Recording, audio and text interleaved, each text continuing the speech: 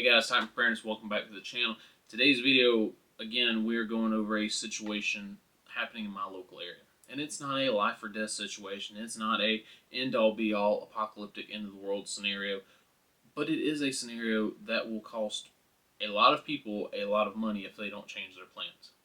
So recently, my power company that I get my power from decided that we are going to charge more for the electricity coming out of your outlets. Prices on everything have gone up. It is what it is. Kind of have to deal with it. Unless I want to shut my lights off and become Amish, kind of have to deal with it. You see, the national average for electricity is somewhere around 13 cents per kilowatt. How much has my power company decided that they want to charge? $13 per kilowatt.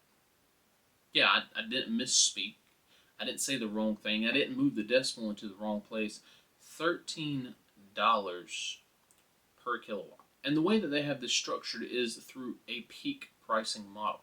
Now, for those of y'all that don't know, peak pricing is when the demand for electricity is higher than average or higher than normal.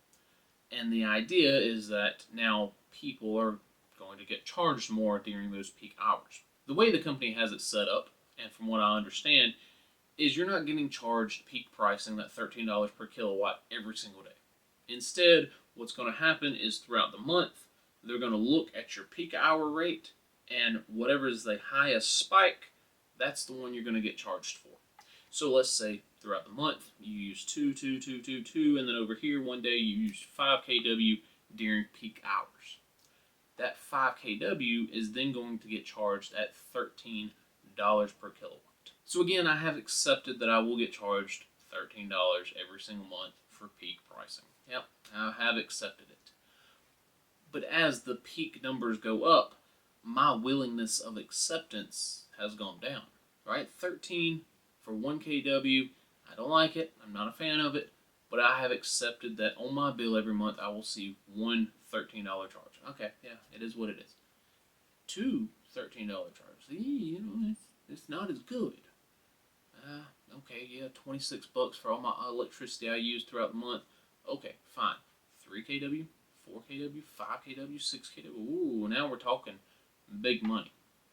I don't like spending a lot of money, especially on an already high power bill, and so now you're telling me that during these 3-hour windows, you're going to charge me 10 times the national average. I am not okay with that. So again, 1 kW I have accepted, 2 kW is like, meh, 3 kW is like, okay, we're drawing the line. 4 and 5 is like, we're going to live like the Amish. You feel me? So what are we doing as a family to mitigate some of these charges? The first thing we're going to do is look at setting timers on our appliances. Freezers and our hot water heater are two big ones. Right now, our hot water heater, normal hot water heater, not a tankless, runs 24/7. Right? It kicks on, it drops off, kicks on, drops off. Same way with the freezers. However, if we can set timers to these appliances and prevent them from turning on during those windows, hey, we're going to save a little bit of money. For us, our freezers, they're good for about 6 hours. So if we can set the timer to cut it on for 6 hours and then cut it off another 6 hours and make sure that the offset is in those peak hour windows, well, now they're not going to come on. And I know some people are going to say, well, a freezer doesn't use that much electricity. You're right. But in a 3-hour window, it still uses a decent amount, and we have 2 of them. The hot water heater situation is very similar. We're going to get a timer for it. The way we have factored in is usually a 12-hour window, right? Between 11 a.m. and 11 p.m. is kind of our shower times. And so, at least in the summertime, they would fall within that window. During the wintertime, it would fall outside of that 3-hour peak pricing window. Something else we are considering is unplugging most of our electronics if they're not in use. It's called Vampire Power, something like that. Basically, everything you have is going to pull electricity even if it's not on. It might be a little bit, but it adds up, right? I think a microwave pulls about $100 a year. Now, that's not a lot, but you divide that by 12, 10, 12 bucks a month, it adds up. Again, how much is it adding to that peak pricing? Cell phone chargers, laptop chargers, air fryers, instant pots, the microwave, basically anything that can be unplugged is going to get unplugged because of that phantom drain, that vampire, these little items that don't have a lot of energy, but you've got 10 or 12 of them on the same cord. Yeah, they're going to draw some power. I know my TV is 14 watts every hour, even though it's not turned on. Am I going to unplug my TV through peak pricing? Probably not, because the kids are going to be watching it. But those off days, those off times, boop, pull the cord, I'll go ahead and unplug it. Oh no, it's not connected to Wi-Fi, right? No big deal. One big thing that we don't have to worry about is electric cooking, which a lot of people already are complaining about because the peak pricing window for summertime, 3 p.m. to 6 p.m., is when a lot of people cook. Right? Kids are getting home from school, kids are getting home from activities, people are eating dinner. So I'm already seeing people that are pissed off about cooking. Right? How are we just supposed to eat at 9 o'clock? I don't know what to tell you, right? So we don't have an electric stove. That's not something we have to worry about.